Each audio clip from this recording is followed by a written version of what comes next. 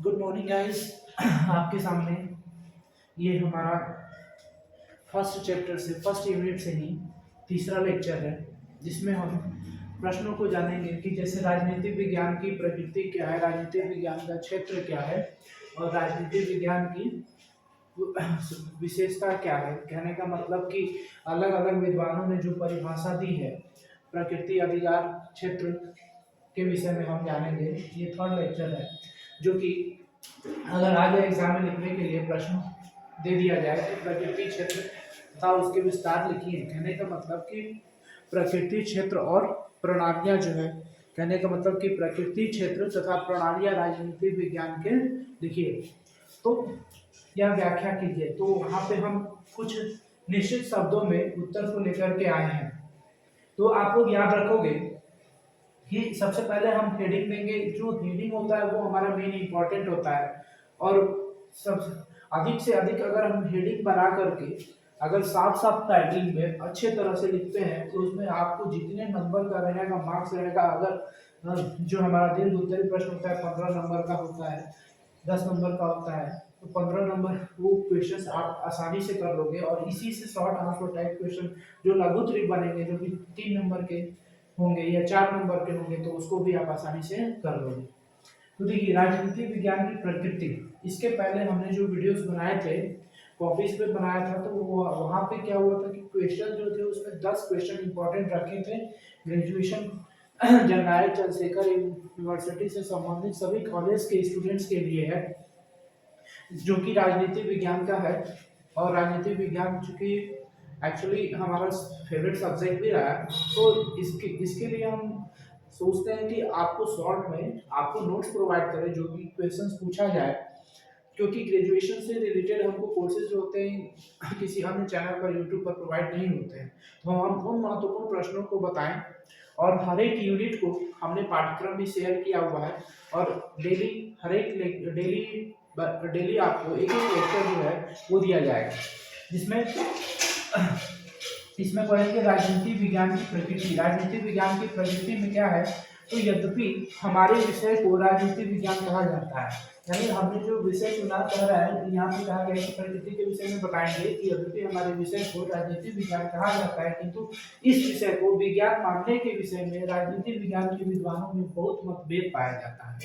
कहने का मतलब कि अपने हमारा विषय जो है, हमने राजनीतिक विज्ञान की परिभाषा इसके पहले पढ़ी है, तो यद्यपि हमारे विषय को राजनीतिक विज्ञान कहा जाता है, किंतु इस विषय को विज्ञान मानने के विषय में जो राजनीतिक विज्ञान के विद्वान हैं उनमें बहुत मतभेद पाया जाता है। एक और कांटे, वक्र, वियर्ड, कैटलिन, ब्रोगन, वर्ग आदि विद्वान जो हैं, जो राजनीतिक विज्ञान को विज्ञान के रूप में स्वीकार नहीं करते।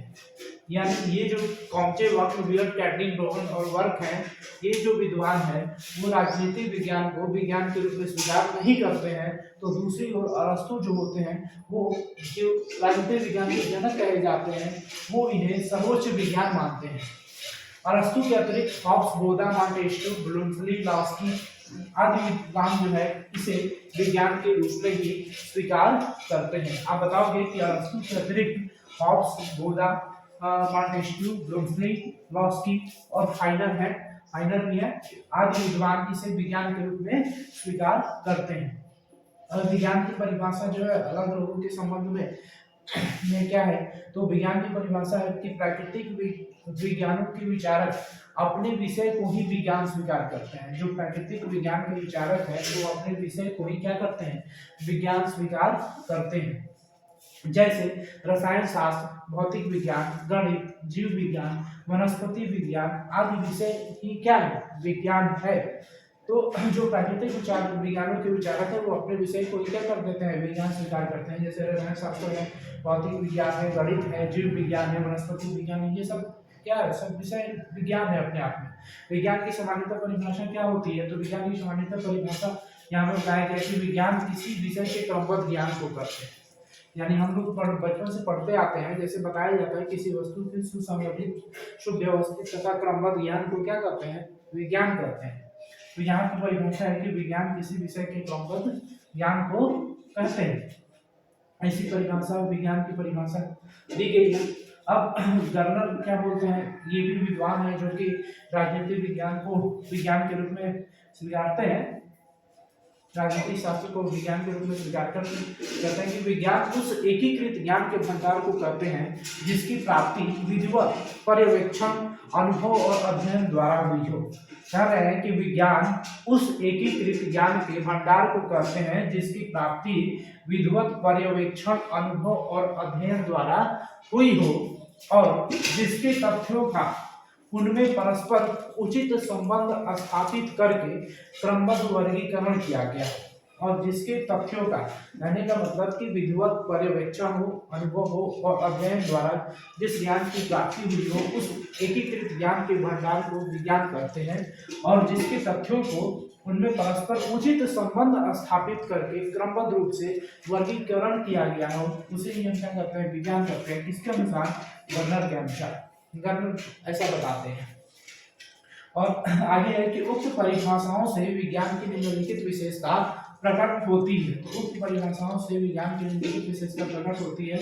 विज्ञान में प्रयोगात्मक और पर्यवेक्षणात्मक विधियों को काम में लाया जाता है। विज्ञान में यहाँ पे देख लीजिए कि प्रयोगात्मक पर्यवेक्षणात्मक विधियों को विज्ञान में काम में लाया जाता है। दूसरा है कि निश्चित विधि तथा तर्क के आधार पर सामान्य सिद्धांतों की स्थापना की जाती है। निश्चित विधि तथा तर्क के आधार पर सामान्य सिद्धांतों की स्थापना की जाती है। तीसरा है कि विज्ञान के सिद्धांत या नियम निश्चित तथा अटल होते हैं। विज्ञान के सिद्धांत या नियम जो होते हैं वो निश्चित तथा अटल होते हैं, वे सभी स्थानों और समयों में लागू होते हैं। चौथा है कि विज्ञान में भविष्यवाणी करने की अपूर्व क्षमता है। विज्ञान में भविष्यवाणी करने की अपूर्व क्षमता है। और पांचवा है कि प्रत्येक निष्कर्ष विवेचनात्मक होता है अतः विश्लेषण के लिए उत्तरदायी होता है। तो ये हम पढ़ेंगे राजनीतिक विज्ञान की प्रकृति के विषय में।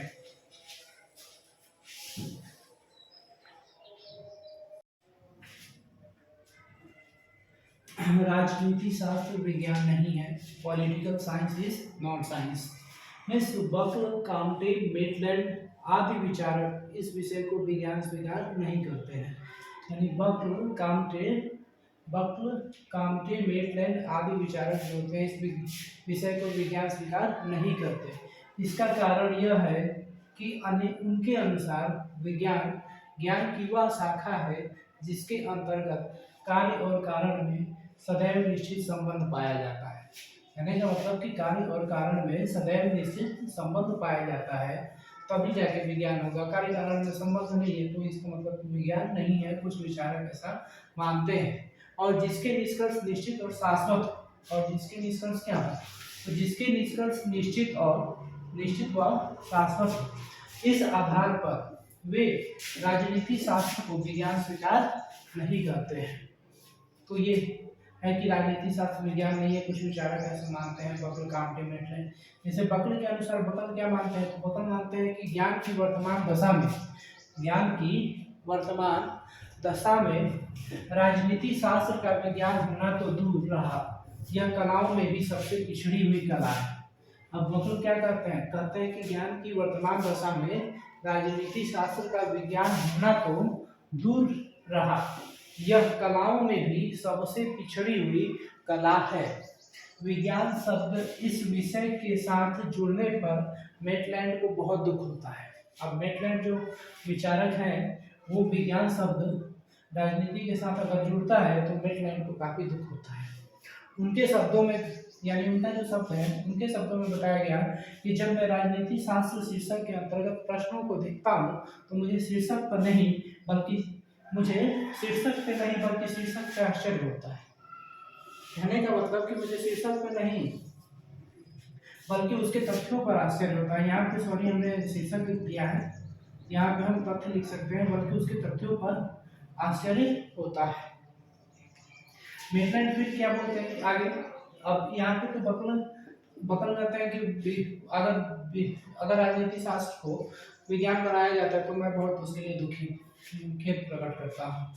मेटलैंड क्या कहना है, तो मेटलैंड के अनुसार कि राजनीति शास्त्र विज्ञान हो ही नहीं सकता। वो कहते हैं कि राजनीति शास्त्र विज्ञान हो ही नहीं सकता। वाल्स मिल ने भी इसको विज्ञान के रूप में स्वीकार नहीं किया है। वाल्स मिल जो है उन्होंने भी वो भी एक दार्शनिक और विचारक है जो कि राजनीति के संबंध में विचार रखते हैं। वो कहते हैं कि वाल्स मिल ने भी इसको विज्ञान के रूप में स्वीकार नहीं किया है। इन विचारकों के कुछ तर्क भी निम्न प्रकार हैं। जैसे पहला है कि वैज्ञानिक विधियां संभव नहीं। तो वैज्ञानिक विधियां किस कारण संभव नहीं है? तो जो विद्वान राजनीति शास्त्र को विज्ञान स्वीकार नहीं करते हैं उनका पहला तर्क होता है कि इस विषय के अंतर्गत वैज्ञानिक विधियां यानी प्रयोगात्मक और पर्यवेक्षणात्मक संभव नहीं है। विज्ञानों जैसे भौतिकी रसायनिक के अंतर्गत प्रयोग तथा पर्यवेक्षण होते हैं उसके द्वारा एक निश्चित निष्कर्ष पे पहुंचा जा सकता है और ऐसा राजनीति शास्त्र के साथ नहीं है। तो इसलिए राजनीति विज्ञान नहीं है, ऐसा बताते हैं।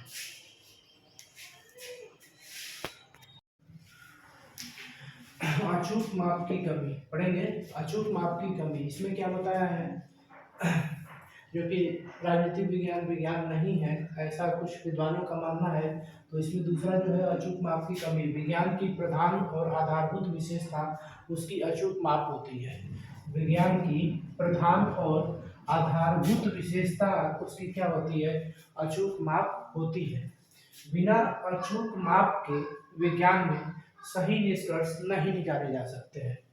बिना अचूक माप के विज्ञान में सही निष्कर्ष नहीं निकाले जा सकते हैं। जो वैज्ञानिक पद्धति के विपरीत है यह अचूक माप राजनीति शास्त्र में संभव नहीं है। तो ऐसा कुछ विद्वान जो है इसीलिए मानते हैं कि राजनीति शास्त्र विज्ञान नहीं है। तो जो वैज्ञानिक पद्धति के विपरीत है यह अचूक माप राजनीति शास्त्र में संभव नहीं है। इसका कारण यह है, देखिए इसका कारण बताया गया। इसका कारण यह है कि विज्ञान में हम ताप या गैस का दबाव सही माप सकते हैं। इसका कारण है यह है कि विज्ञान में हम ताप या गैस का दबाव सही माप सकते हैं क्योंकि वे निर्जीव और भावनाहीन होती है। क्योंकि वे निर्जीव और भावनाहीन होती हैं, जबकि मानव के आवेग, उत्तेजना, भावना, अभिलाषा, क्रोध, क्रोध, प्रेम और विचार को ठीक ठीक नहीं माप सकते हैं। अब इसमें बताया गया है कि इसका कारण क्या है जो राजनीति शास्त्र में संभव नहीं। कारण है कि विज्ञान में हम ताप या गैस का दबाव तो सही माप सकते हैं क्योंकि वे निर्जीव और भावनाहीन होती है, जबकि मानव के आवेग, उत्तेजना, भावना, अभिलाषा, क्रोध, प्रेम और विचार को ठीक ठीक नहीं माप सकते हैं क्योंकि मानव का स्वभाव परिवर्तनशील, प्रतिक्रियावादी और भावना प्रधान होता है। मानव का जो स्वभाव होता है वो कैसा होता है? परिवर्तनशील होता है, प्रतिक्रियावादी और भावना प्रधान होता है। जबकि ये समस्त बातें अस्पष्ट और अदृश्य होते हुए भी राजनीति को प्रभावित करती हैं। जबकि ये समस्त बातें अस्पष्ट और अदृश्य होते हुए भी राजनीति को क्या करती हैं? प्रभावित करती हैं। इनको मापने के लिए कोई उपकरण नहीं है। तो ये बताएंगे हम अचूक माप की कमी में। तीसरा है सामान्य विधियां संभव नहीं है। सामान्य विधियां संभव नहीं है। तो राजनीति शास्त्र में विज्ञान की तरह निश्चित विधियां नहीं पाई जाती हैं। राजनीति शास्त्र में विज्ञान की तरह निश्चित विधियां नहीं पाई जाती हैं और न उनका पाया जाना संभव ही है। विज्ञान में जो नियम जैसे गर्मी पाकर ठोस पदार्थ फैलते हैं, पृथ्वी में गुरुत्वाकर्षण शक्ति होती है आदि पाए जाते हैं। तो अभी हम कह रहे हैं कि राजनीति शास्त्र में विज्ञान की तरह निश्चित विधियां नहीं पाई जाती हैं और न उनका पाया जाना संभव ही है। तो विज्ञान में जो नियम जैसे गर्मी पाकर ठोस पदार्थ फैलता है, पृथ्वी में गुरुत्वाकर्षण शक्ति होती है आदि पाए जाते हैं। इस प्रकार के सामान्य और अटल नियम राजनीतिक शास्त्र में नहीं पाए जाते हैं। इसका कारण यह है कि राजनीतिक शास्त्र का प्रतिपाद्य विषय राज्य जटिल अथवा भिन्नता से पूर्ण है। ये बताएंगे हम। नेक्स्ट, एकमत का अभाव।